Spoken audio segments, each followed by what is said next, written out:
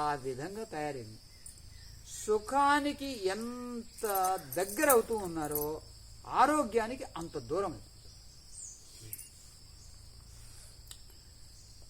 నాలికకు రుచిగా ఉండే పదార్థాలు ఎంతగా తింటూ ఉన్నారో పాపం మోషన్ పోవటానికి అంత దూరం అయిపోతుంది, అంత దూరం. అలాగే కష్టానికి బాధకు ఎంత దూరం అయిపోతున్నారో అంత దుఃఖానికి దగ్గర. బాధ అంటప్పుడు ఏమిటంటే శారీరక బాధ, మరియు పెద్దలు ఏదైనా చెప్తే దాన్ని ఆ బాధపడి సరి చేసుకుంటారు కదా, దానికి దూరం అయిపోయి మేము స్వతంత్రంలో మాకు అన్నీ తెలుసు నువ్వెవడు చెప్పడానికి అని కోపంతో ఎప్పుడైతే దగ్గర అవుతూ ఉన్నారో ఇక వాళ్ళు మంచితనానికే దూరం అయిపోతున్నారు. ఇది బాగా అర్థం చేసుకోండి. మీరు కొన్నిసార్లు ఆశ్రమంలో జరిగే సంఘటనల్ని చూస్తూ ఉంటే మన మీద ఆధారపడుతూ మనన్నే తప్పుగా అర్థం చేసుకోవాలి.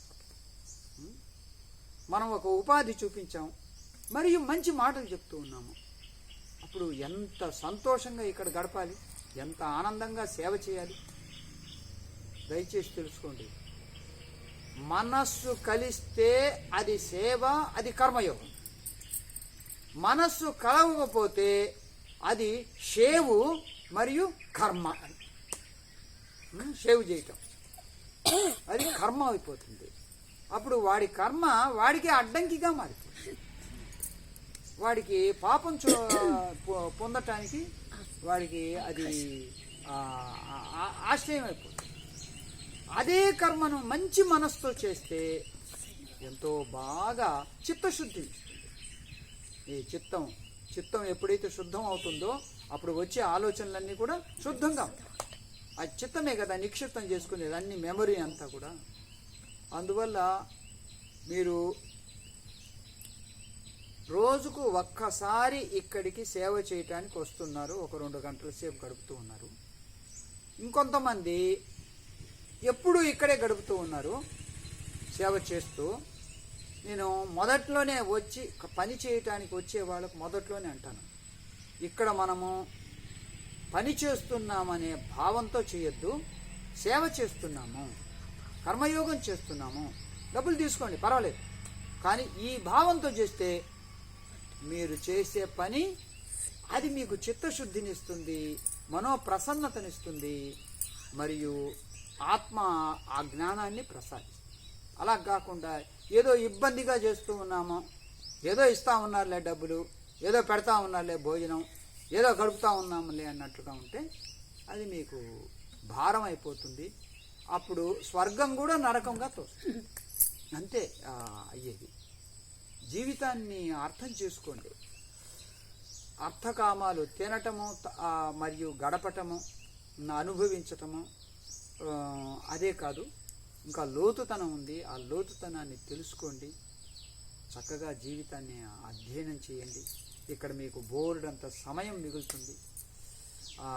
పని చేస్తూ ఉన్నప్పుడు చిత్తం ఎప్పుడైతే శుద్ధంగా ఉందో అప్పుడు అది లోతుగా తీసుకెళ్తుంది, ఉన్నత లోకాలను మీకు పరిచయం చేస్తుంది. మీలోనే సహస్రారం ఉంది, మీలోనే మూలాధారం ఉంది. ఆ మూలాధారం దగ్గరే అయిపోతే జీవితం అక్కడే అయిపోతుంది.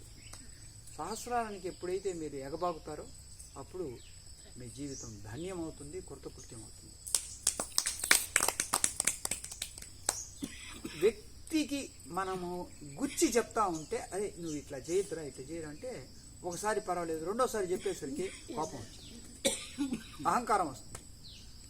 అట్లాగా అది కాకుండా అందరినీ కూర్చోబెట్టి అందరికీ అన్వయించేటట్టుగా చెప్తే తెలిసిన వాళ్ళేమో దాన్ని ఇంకా ఉన్నతంగా అర్థం చేసుకుంటారు, తెలియని వాళ్ళేమో ఓ చూడు మనకు సూచన చేస్తున్నారు, మనల్ని మనం దిద్దుకోవాలి, మనల్ని మనము ఇంకా మెరుగుపరుచుకోవాలి అని వాళ్ళు తెలుసుకుంటారు. కానీ మంచి మనస్సు ఉండేవాళ్ళు ఆ చెప్పిన విషయాన్ని ఇంకా ఉన్నతంగా ఆలోచిస్తారు, ఉన్నతంగా తీసుకుంటారు. వాళ్ళు ఎంతో స్ఫూర్తిని పొందుతారు. కనుక మీరు స్ఫూర్తిని పొంది ఇతరులకు కూడా దాన్ని అందివ్వండి. చూడమ్మా, ఒక ఇంట్లో 4 అన్నదమ్ములు. ఆ చిన్నోడు వంట పడ్డాడు. ఎంతమందికి?